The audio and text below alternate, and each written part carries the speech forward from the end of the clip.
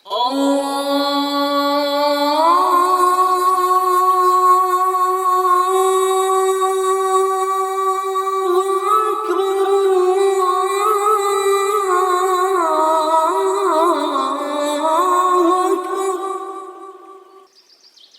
ایمان والو، جب جمعے کے دن نماز کے لیے پکارا جائے تو اللہ کے ذکر کی طرف لپکو اور خرید و فروخت چھوڑ دو، یہ تمہارے لیے بہتر ہے اگر تم سمجھو۔ محترم سامعین و ناظرین کرام، آپ سن رہے ہیں خطبات حرمین سے انتخاب۔ خطبہ جمعہ امام مسجد نبوی شریف فضیلت الشیخ ڈاکٹر خالد بن سلیمان مہنا حافظہ اللہ تعالی۔ عنوان: قلب سلیم کی علامات اور اس کی اصلاح کے ذرائع۔ الحمدللہ، ہر طرح کی حمد و ثنا اللہ ہی کے لیے ہے۔ ہم اللہ کی حمد و ثنا بیان کرتے ہیں، اسی پر بھروسہ اور اعتماد کرتے ہیں اور اسی سے معافی مانگتے ہیں، اسی کی طرف پلٹتے ہیں، اپنے نفس کے شر سے اور اپنے برے اعمال سے اللہ کی پناہ میں آتے ہیں۔ جسے اللہ ہدایت دے دے اسے کوئی گمراہ نہیں کر سکتا، اور جسے وہ گمراہ کر دے اسے کوئی ہدایت نہیں دے سکتا۔ میں گواہی دیتا ہوں کہ اللہ کے سوا کوئی الہ نہیں، وہ واحد ہے، اس کا کوئی شریک نہیں۔ میں یہ بھی گواہی دیتا ہوں کہ ہمارے نبی محمد مصطفیٰ صلی اللہ علیہ وسلم اللہ کے بندے اور رسول ہیں۔ فرمان باری تعالی ہے: یا ایھا الذین آمنوا اتقوا اللہ حق تقاتہ ولا تموتن الا وانتم مسلمون۔ اے لوگو جو ایمان لائے ہو، اللہ سے ڈرو جیسا کہ اس سے ڈرنے کا حق ہے، تم کو موت نہ آئے مگر اس حال میں کہ تم مسلم ہو۔ یا ایھا الناس اتقوا ربکم الذی خلقکم من نفس واحدۃ وخلق منها زوجها وبث منہما رجالا کثیرا ونساء واتقوا اللہ الذی تساءلون به والارحام ان اللہ کان علیکم رقیبا۔ لوگو اپنے رب سے ڈرو جس نے تم کو ایک جان سے پیدا کیا اور اسی جان سے اس کا جوڑا بنایا، اور ان دونوں سے بہت سے مرد و عورت دنیا میں پھیلا دیے۔ اللہ سے ڈرو جس کا واسطہ دے کر تم ایک دوسرے سے اپنے حق مانگتے ہو، اور رشتہ و قرابت کے تعلقات کو بگاڑنے سے پرہیز کرو۔ یقین جانو کہ اللہ تم پر نگرانی کر رہا ہے۔ پھر فرمایا: یا ایھا الذین آمنوا اتقوا اللہ وقولوا قولا سدیدا یصلح لکم اعمالکم ویغفر لکم ذنوبکم ومن یطع اللہ ورسولہ فقد فاز فوزا عظیما۔ اے ایمان والو، اللہ سے ڈرو، ٹھیک بات کیا کرو، وہ تمہارے اعمال درست کر دے گا اور تمہارے قصوروں سے درگزر فرمائے گا۔ جو شخص اللہ اور اس کے رسول کی اطاعت کرے تو اس نے بڑی کامیابی حاصل کی۔ بعد ازاں اللہ تعالیٰ نے انسان کی تکریم فرمائی ہے اور اسے بہترین ساخت پر بنایا ہے، اسے خوبصورت شکل و صورت عطا فرمائی۔ وہ مخلوقات میں اپنے قد و قامت کے لحاظ سے بھی سب سے معتدل ہے، شکل و صورت کے لحاظ سے بھی سب سے خوبصورت اور حسین ہے، اور اس کی جسامت بھی سب سے اچھی ہے۔ اسے عقل سے مزین کیا، اسے اچھے برے کی تمیز دے، کیونکہ وہ اسے زمین میں اپنا خلیفہ بنانے والا تھا، اس پر اپنی ذمہ داریاں ڈالنے والا تھا۔ اس کے علاوہ بھی بہت عظیم حکمتیں ہو سکتی ہیں جو اس کے سوا کوئی نہیں جانتا۔ اللہ تعالیٰ کی عطا کردہ شکل و صورت اور عقل و شعور کی بنیاد پر ہی لوگ ایک دوسرے سے افضل بھی قرار پاتے ہیں، مگر اللہ کے یہاں ان کی فضیلت اور برتری ان کے ظاہر کی بنیاد پر نہیں ہوتی، کیونکہ یہ ظاہری چیزیں اس کے یہاں کوئی حیثیت نہیں رکھتی، اسے ان کی کوئی پرواہ نہیں ہوتی، بلکہ اللہ کے یہاں افضلیت جسم میں چھپے گوشت کے ایک ٹکڑے کی بنیاد پر ہوتی ہے، جسے لوگ اپنی آنکھوں سے دیکھ نہیں پاتے، مگر اللہ اسی کو دیکھتا ہے۔ رسول خدا صلی اللہ علیہ وسلم کا فرمان ہے: اللہ تمہاری شکلوں اور جسموں کو نہیں دیکھتا، بلکہ وہ تمہارے دلوں اور کاموں کو دیکھتا ہے۔ اللہ کے بندو، دل تمام اعضاء جسمانی کا بادشاہ ہوتا ہے، اور اعضاء اس کے سپاہی ہیں جو اس کے حکم کے مطابق چلتے ہیں، اس کی اچھائی اور برائی کے تابع ہوتے ہیں۔ اگر دل میں نیکی ہو تو یہ سارے سپاہی ہر خیر اور بھلائی کی طرف بڑھنے لگتے ہیں، اور اگر دل میں خرابی ہو تو سارے سپاہی برائیوں اور گناہوں کی جانب مائل ہو جاتے ہیں۔ جیسے کہ صادق و مصدوق صلی اللہ علیہ وسلم کی حدیث سے ثابت ہے کہ آپ صلی اللہ علیہ وسلم نے فرمایا: سنو، جسم میں گوشت کا ایک ٹکڑا ہے جو اگر درست ہو جائے تو سارا جسم سدھر جاتا ہے، اور اگر بگڑ جائے تو سارا جسم بگڑ جاتا ہے۔ یہ ٹکڑا دل ہے۔ انسان پروردگار کی طرف اپنے سفر کو دل سے کاٹتا ہے، جسم سے نہیں، وہ یوں کہ اللہ کا قرب دلانے والی عبادتوں کا مرکز دل ہوتا ہے، دل ہی سے ان کا آغاز ہوتا ہے، جیسے اللہ اور رسول سے محبت، اللہ کا خوف اور اس سے امید، اس کی تعظیم اور اس پر بھروسہ، اس کے لیے اخلاص اور اس کی طرف رجوع۔ شریعت کی نصوص سے یہ بات معلوم ہوتی ہے کہ نیک اعمال فضیلت والے ہوتے ہیں، مگر ان میں اور ان کے ثواب میں برتری صرف ان کی ظاہری شکل و صورت کی بنیاد پر نہیں ہوتی، نہ ان کی کثرت اور ان میں محنت کی بنا پر ہوتی ہے، بلکہ وہی نیک عمل زیادہ افضل اور بہتر مانا جاتا ہے جسے کرتے وقت دل میں ایمان، اخلاص اور اجر کی نیت موجود ہو۔ شیخ الاسلام ابو العباس احمد ابن تیمیہ حرانی رحمۃ اللہ علیہ فرماتے ہیں، نیکیوں کی برتری کا معیار ان کی کثرت نہیں ہے، بلکہ انہیں ادا کرتے وقت دل کی حالت ہے۔ اس لیے سلف صالحین یہ سمجھتے تھے کہ فضیلت و سبقت لے جانے والا وہی ہے جو اپنے دل کو نیک، پاکیزہ، سچا اور بہتر بنا لے۔ وہ سمجھتے تھے کہ دل کی نیکی کے لیے تگودو کرنا زیادہ مفید اور بہتر کمائی ہے۔ پھر دل کی طہارت جسمانی عبادتوں اور نوافل سے زیادہ مشکل عمل ہے۔ جس کا دل نیک ہو اس کے جسم کے اعضاء بھی نیک ہو جاتے ہیں اور اس کے اعمال بھی درست ہو جاتے ہیں۔ امام ابن رجب رحمۃ اللہ علیہ فرماتے ہیں، نبی کریم صلی اللہ علیہ وسلم کی اور معزز صحابہ کرام کی نفل عبادتیں کثرت صوم و صلاۃ تک محدود نہیں تھیں، بلکہ وہ دل سے متعلقہ ہوتی تھیں۔ وہ انہیں پاک رکھتے، سلامت رکھتے اور اللہ تعالیٰ سے جوڑے رکھتے۔ اگر واقعی جسم کا یہ ٹکڑا اتنا اہم ہے تو بندے کو یہی زیب دیتا ہے کہ وہ اسے جانچتا رہے، اسے دیکھتا رہے اور اسے درست رکھنے کا اہتمام کرتا رہے۔ اس معاملے میں لمحہ بھر کے لیے بھی غافل نہ ہو، کیونکہ حقیقی نور دل ہی کا نور ہے، بصیرت بھی دل ہی کی بصیرت ہے اور حقیقی نیکی بھی دل ہی کی نیکی ہے۔ فرمان باری تعالی ہے، فَإِنَّهَا لَا تَعْمَلَ بُصَارُ وَلَكِنْ تَعْمَلْ قُلُوبُ الَّتِي فِي الصُّدُورِ۔ در حقیقت آنکھیں اندھی نہیں ہوتی، بلکہ وہ دل اندھے ہو جاتے ہیں جو سینوں کے اندر پائے جاتے ہیں۔ اس لیے رسول اللہ صلی اللہ علیہ وسلم کی دعاؤں میں بھی یہ شامل تھا۔ فرمایا، اللہم اجعل فی قلبی نورا، اے اللہ میرے دل کو منور فرما دے۔ اللہ کے بندو، دل کی صحت و سلامتی جسمانی اعضاء کی صحت و سلامتی سے زیادہ اہم ہے، کیونکہ جسمانی بیماریوں کا زیادہ سے زیادہ نقصان یہ ہو سکتا ہے کہ انسان کو موت آ جائے، اور موت تو ہر زندہ چیز کا انجام ہے، مگر دلی بیماریوں کا نقصان کفر، منافقت اور دنیا اور آخرت کی رسوائی ہے۔ اللہ ہم سب کو محفوظ فرمائے۔ قیامت کے دن بھی رسوائی سے نجات اسی کو ملے گی جو قلب سلیم لے کر آئے، جیسے کہ اللہ تعالیٰ نے خلیل اللہ حضرت ابراہیم علیہ السلام کی بات نقل کرتے ہوئے فرمایا، وَلَا تُخْزِنِي يَوْمَ يُبْعَثُونَ يَوْمَ لَا يَنفَعُ مَالٌ وَلَا بَنُونَ إِلَّا مَنْ أَتَى اللَّهُ بِقَلْبٍ سَلِيمٍ۔ اور مجھے اس دن رسوا نہ کرنا جب سب قبروں سے اٹھائے جائیں گے، جس دن مال اور اولاد کوئی کام نہ آئے گا مگر وہ جو قلب سلیم کے ساتھ اللہ کی بارگاہ میں حاضر ہوا۔ اسی طرح امام المتقین ہمارے نبی محمد مصطفیٰ صلی اللہ علیہ وسلم یہ دعا فرمایا کرتے تھے، وَأَسْأَلُكَ قَلْبًا سَلِيمًا، میں تجھ سے قلب سلیم مانگتا ہوں۔ قلب سلیم اس دل کو کہتے ہیں جو شرک، شک اور بدعت سے پاک ہو، تمام برائیوں اور آفتوں سے محفوظ ہو۔ ایسا دل توحید پرستوں کا ہی ہو سکتا ہے، کیونکہ کافر اور منافق کا دل تو بیمار دل ہوتا ہے، جیسے کہ اللہ رب العالمین کا فرمان ہے، فی قلوبہم مرض، ان کے دلوں میں بیماری ہے۔ امام ابو عثمان نشاپوری رحمۃ اللہ علیہ فرماتے ہیں، اللہ کا یہ فرمان، الا من اتی اللہ بقلب سلیم، مگر وہ جو قلب سلیم کے ساتھ اللہ کی بارگاہ میں حاضر ہوا۔ والقلب السالم من البدعہ المطمئن الی السنہ، اس سے مراد وہ دل ہے جو بدعت سے پاک ہو اور سنت پر قائم ہو۔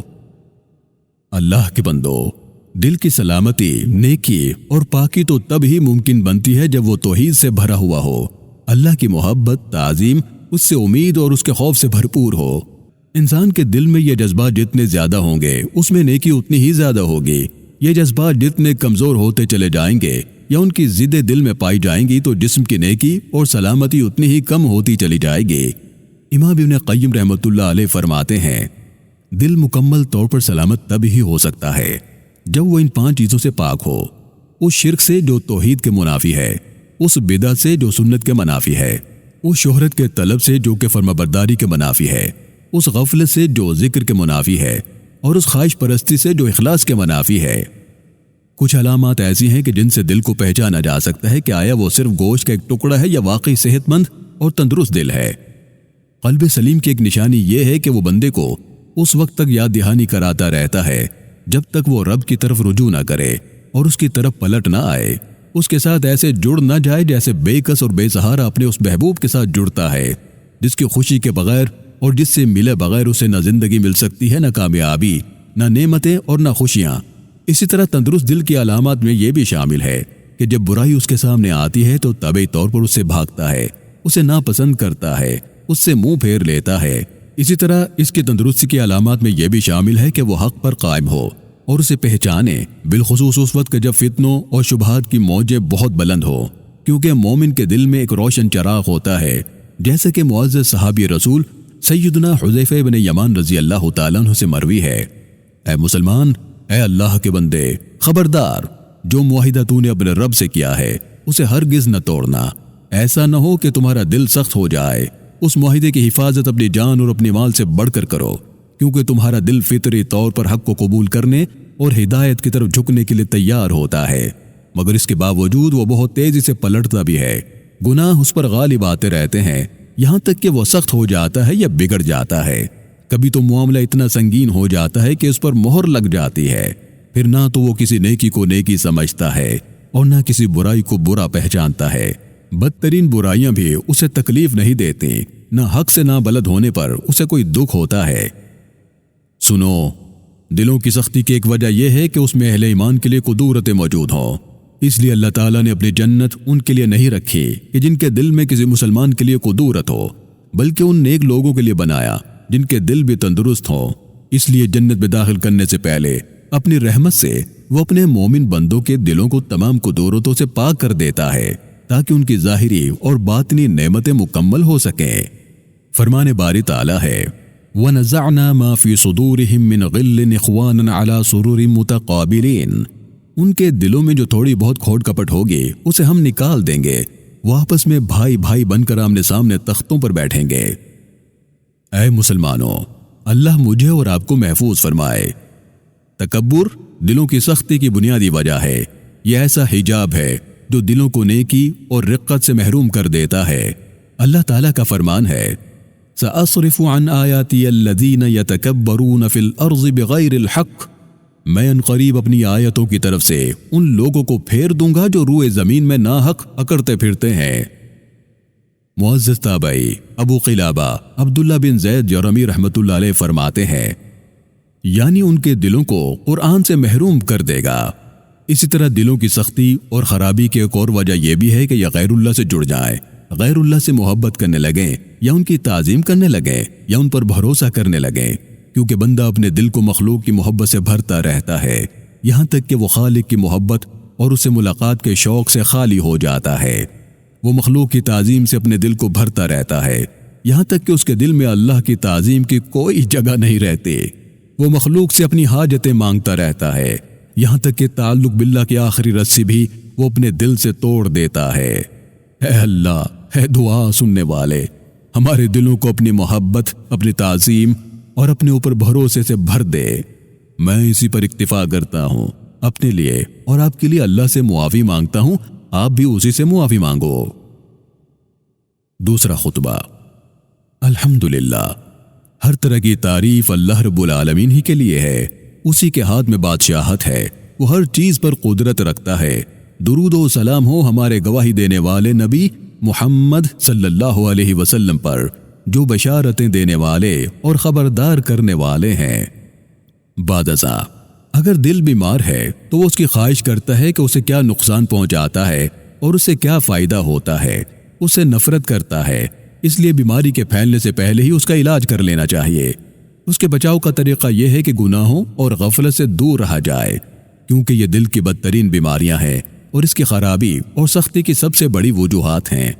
اسی طرح انسان کو چاہیے کہ دلوں کے مالک اور انہیں پھیرنے والے پروردگار سے یہ دعا کرتا رہے کہ وہ اس کے دل کی اصلاح کرے، اسے سلامتی عطا فرمائے، اسے دین اور ہدایت پر ثابت قدمی عطا فرمائے، جیسا کہ امام المتقین صلی اللہ علیہ وسلم اللہ سے یہ دعا فرمایا کرتے تھے۔ اسی طرح یہ بھی ضروری ہے کہ جب دل کی بیماری کا احساس ہو تو اس کے علاج کا فوری طور پر انتظام کیا جائے اور اس کے لیے شرعی طریقہ علاج کو اختیار کیا جائے۔ اللہ کے بندو، سخت دلوں کا بہترین علاج کثرت سے اللہ کا ذکر ہے، اس میں ایسی مکمل شفا ہے جو کسی بیماری کو نہیں چھوڑتی۔ دلوں کی نرمی تو ذکر الہی سے پیدا ہوتی ہے، کیونکہ ذکر الہی سے دلوں میں خشوع آتا ہے اور غفلت ختم ہو جاتی ہے۔ اذکار میں سب سے بلند مقام رکھنے اور اصلاح قلب میں سب سے کارگر کلام الہی اور وحی الہی کے ذریعے اس کا ذکر ہے۔ فرمایا لو انزلنا هذا القرآن على جبل لرأيته خاشعا متصدعا من خشیۃ اللہ، اگر ہم نے یہ قرآن کسی پہاڑ پر بھی اتار دیا ہوتا تو تم دیکھتے کہ وہ اللہ کے خوف سے دبا جا رہا ہے اور پھٹا پڑتا ہے۔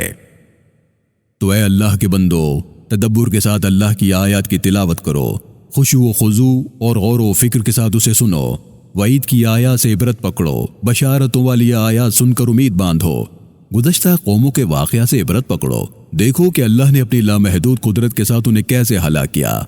اس طرح توقع ہے کہ یہ دوا بیماری پر لگ جائے گی، تمہارے دلوں کو شفا مل جائے گی۔ جو اپنے دل کو نرم کرنا چاہتا ہو اسے چاہیے کہ یتیم کے سر پر ہاتھ رکھے، مسکین کو کھانا کھلائے، ضعیف مسلمانوں کے حوال کو یاد رکھے۔ اسی طرح حرام سے اپنی نگاہوں کو بچانا بھی اصلاح قلب کا ذریعہ ہے، بد نظری اور بد نگاہی سے بچنا بھی اصلاح قلب کا بہترین ذریعہ ہے، کیونکہ اللہ تعالیٰ نے آنکھ کو دل کا آئینہ بنایا ہے۔